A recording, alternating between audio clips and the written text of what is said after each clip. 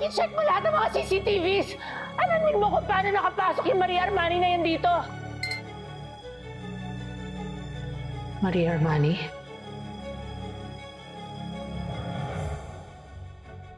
So I got an update from Rupert. And na-trace na daw niya yung IP address nung nananakot sa inyo. Now, unfortunately, galing po daw mismo dito sa Velma Beauty. Chief, may natagpo ang bangkay ng lalaki. Nandito kami ngayon sa morgue. Nakita po namin sa loob ng wallet na na-recover sa crime scene. Miguel Acero po. Hello. I didn't know we were gonna have guests today. What's going on? We're gonna be bringing Shari down.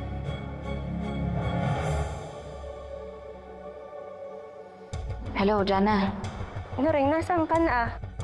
Ano nangyari? Umiiyak ka ba? Si Migoy kasi. Nakita po namin sa loob ng wallet na na-recover sa crime scene. Migoy! Nay, hindi kayo sabi, Goy. Bakit hindi ka man lang tumawag? Bakit may mukha namin ni Nanay at Ate Helena to? Si Chief. Saan mo nakuha to? Sa hitman ni Eddie Imperial. Juancho ang pangalan niya. Nasaan yung Juancho na yan? Patay na siya. Delikado na nagtatrabaho ka sa Velma Beauty. Baka kung anong gawin nila sa'yo. Pinaglaban ko kung ano yung tama. Kahit maapektuhan ng pamilya mo! Tama na po. Na po kayong mag-away. Pasensya na po kung nadadamay kayo. Gusto ko lang talagang malaman ang totoong nangyari sa pagkamatay sa kapatid ko. So frustrated, thinking I can't make it. All the efforts that I put out, my ideas just get shut down. It's a shame dahil mananagot kayo. Ganda ng lahat, tuwing oras ng pambagan, ang mundo ko'y kagandahan, baby.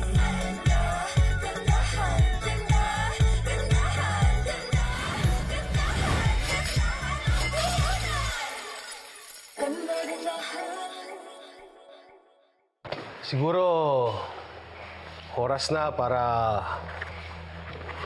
malaman nila kung ano ang totoong nangyari.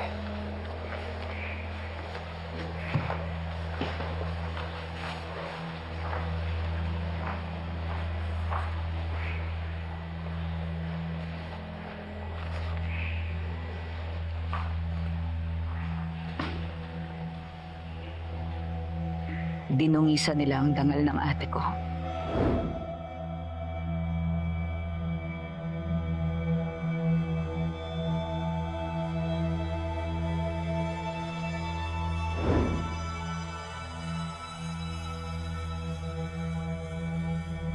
At sinabing inakit niya ang demonyong Eddie Imperial na yun.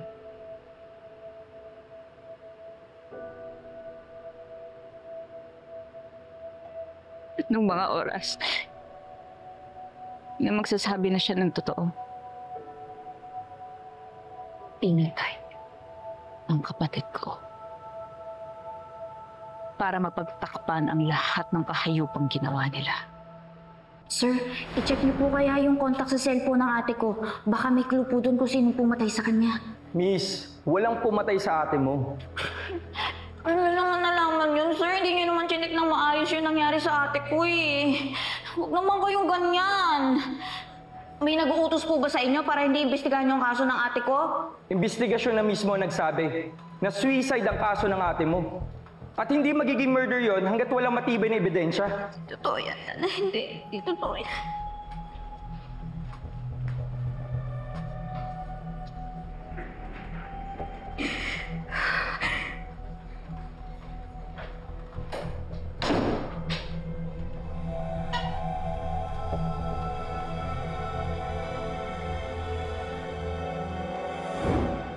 Tapos ngayon, malalaman ko sila rin palang nasa likod ng aksidente ng nanay ko.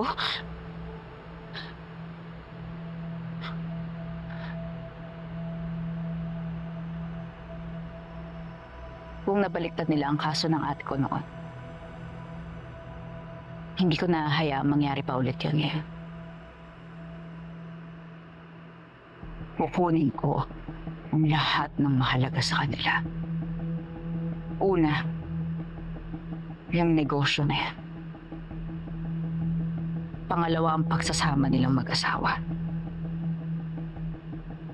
At huli,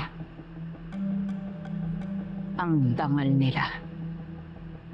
Hanggang sa wala nang matira sa kanila.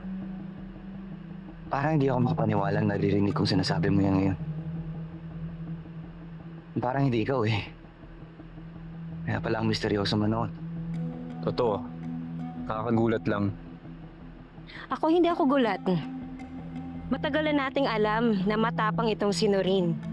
Ngayon lang natin nalaman kung gaano siya katapang.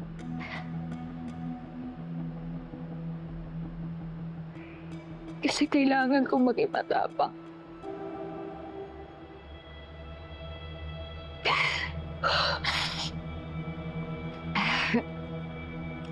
Ito ang totoong ako. At masyado na akong malalim sa mga plano ko. Dahil malalim na rin ang sugat na binigay nila sa akin. At ngayon na nag-aaway-away na sila, alam kong mabilis ko nang mapapalabas ang totoo mula mismo sa mga pipit nila.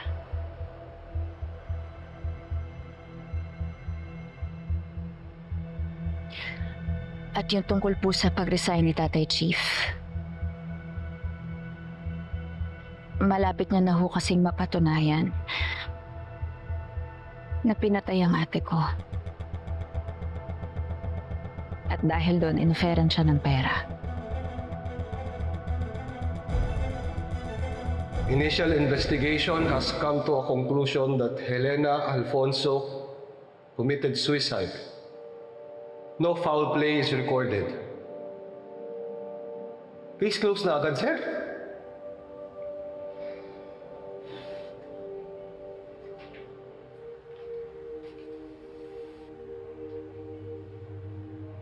Gardo, anahimik ka na lang. Tanggapin mo na yan. Nang gumana ang buhay niyo ng pamilya mo.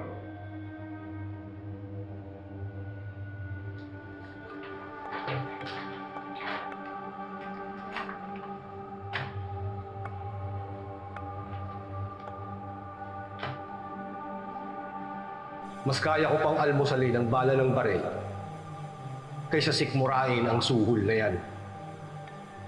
Naturingan tayong mga alagad ng batas, sir. Tapos baluktot ang pamamaraan natin. Permission to leave.